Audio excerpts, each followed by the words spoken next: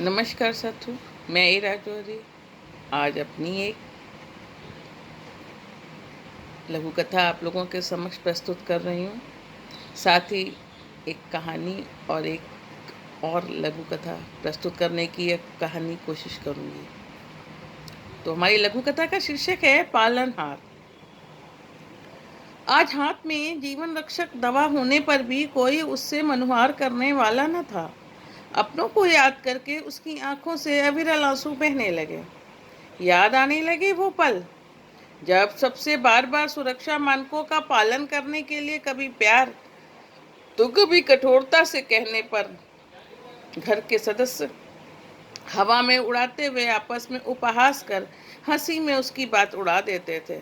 कौन जानता था कि एक दिन ऐसा भी आएगा कि एक एक कर सभी सदस्य काल के हाथों परास्त हो साथ छोड़ चले जाएंगे और रह जाएगी वह निपट अकेली सबकी देखभाल के लिए। अकेले ही भाग दौड़ करने के कारण आज वह स्वयं ही रोगग्रस्त हो जीवन मृत्यु से संघर्ष करते हुए चिकित्सक की ओर बड़ी आशा से देख रही थी और सोचने लगी उन बीते पलों के बारे में जहाँ कोई खता न होते हुए भी उसे आज यह दिन देखना पड़ रहा था। जीवन से उसका मोह भंग हो चुका था। अब दवाखाने के भीतर से कोई इच्छा शेष न थी। चिकित्सकों के अनुसार समय पर दवा और जीने की इच्छा ही उसे इस मुश्किल परिस्थितियों से निकाल सकती है। कानों में एक शिशु के करुण क्रंदन की आवाज के साथ ही उसने यह सुना, इसके तो माता पिता चल बसे, यह अनाथ हो गया, अब कौन इसका पालनहार बनेगा। यह सुन उसने जैसे ही अपने अंदर कुछ चेतना सी महसूस की, झट से अपने हाथ पर रखी दवा पानी के साथ गटक ली और बच्चे की ओर इशारा कर कहा, मैं इस बच्चे की माँ बनकर देखभाल करूंगी, मैं बनूंगी इसकी पालनहार।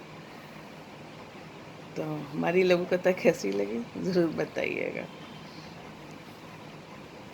और इसके पश्चात हमारी एक कहानी प्रस्तुत है।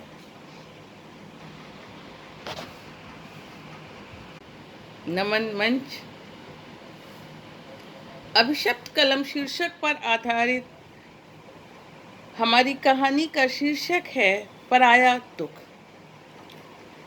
सुबह के शांत वातावरण में ज्यों ही विचारों का कुल बुलाना शुरू होता, नजर सामने दूर तक फैले सन्नाटे में भी होने वाली गतिविधियों को भेदना शुरू कर देती। ऊपर फैला हुआ नीला गगन और उसमें मस्ती से उन्मुक्त उड़ान भरते हुए पक्षी, व नीचे फैले अथाह जल में तैरते हुए सोना चांदी। हाँ, यही नाम दिया है हमने उन बत्तखों को। जब भी उस जोड़े को देखती हूँ साथ में किलोल करते हुए ही नजर आते हैं। ऐसे सुखद दृश्यों को देख मन को बहुत सुकून मिलता है।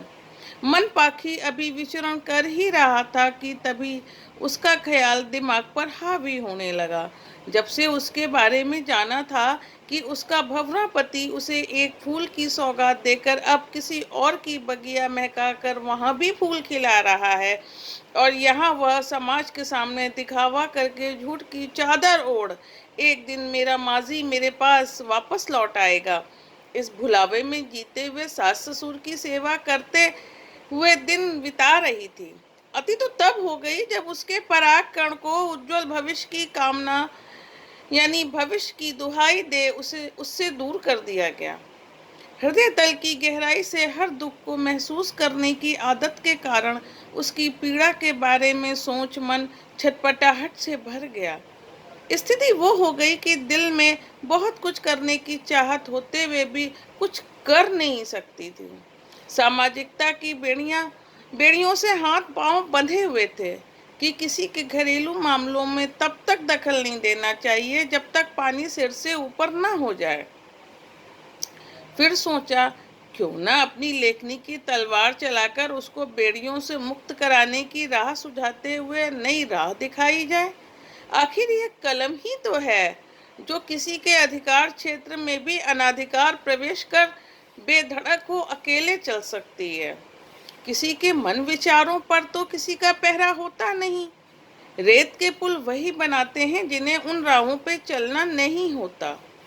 किसी संकट में फंसे व्यक्ति को निकालने के लिए विचारों के सागर में डूबते उतराते इतना खो गई कि समय का भान ही न रहा। तभी मोबाइल की सुमधुर आवाज में तंद्रा भंग की। उधर से मोहल्ले की खबरी की अपना पेट दर्द हल्का करने हेतु हमें देने के लिए उसके हिसाब से चटपटी खबर थी कि चिड़िया उड़ गई भाभी जी। मैं दंग रह गई। अभी तो हमारी कलम ने यह अंत लिखा ही था और वहां उसका क्रियान्वयन भी हो गया। सच तो यही है, जिसके ऊपर बीतती है छटपटाहट भी उसी को ज्यादा होती है। अपनी कलम मुझे अभिशप्त सी लगने लगी। कभी मैं अपनी अभिशप्त कलम को देखो तो कभी उसकी जिंदगी के सूनेपन को कल्पना में देखने लगी। तो हमारी ये कहानी कैसी लगी? आप सुधीजन अपने विचारों की अभिव्यक्ति अवश्य दीजिएगा। पूरी कहानी ध्यान से सुनने के लिए धन्यवाद व शुक्रिया साथियों। साथ ही प्रस्तुत कर रही हूँ अभी हाल में ही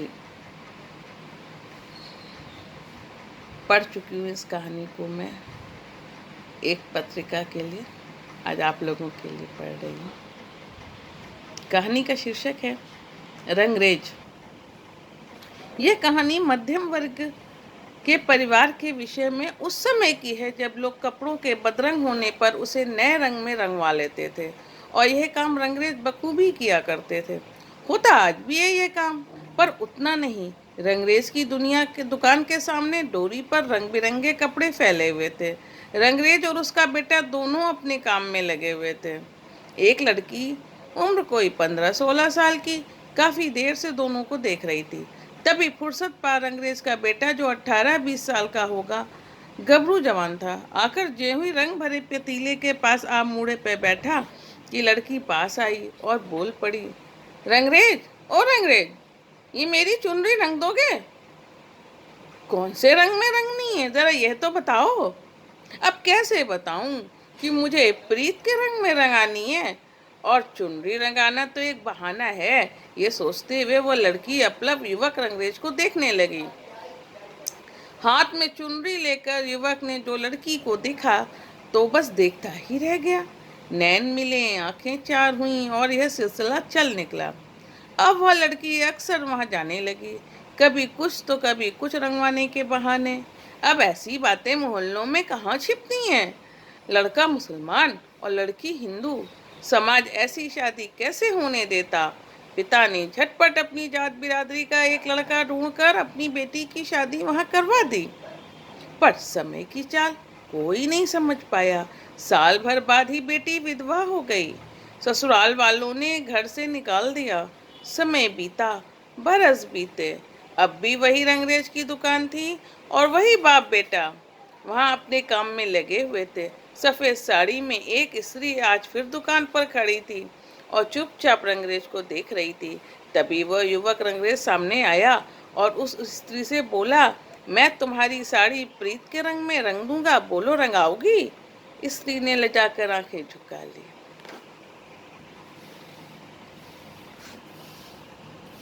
पूरी सुनिएगा और बताइएगा कि कैसी रही, और हमारे YouTube चैनल पे भी अपने विचारों की अभिव्यक्ति अवश्य दीजिएगा।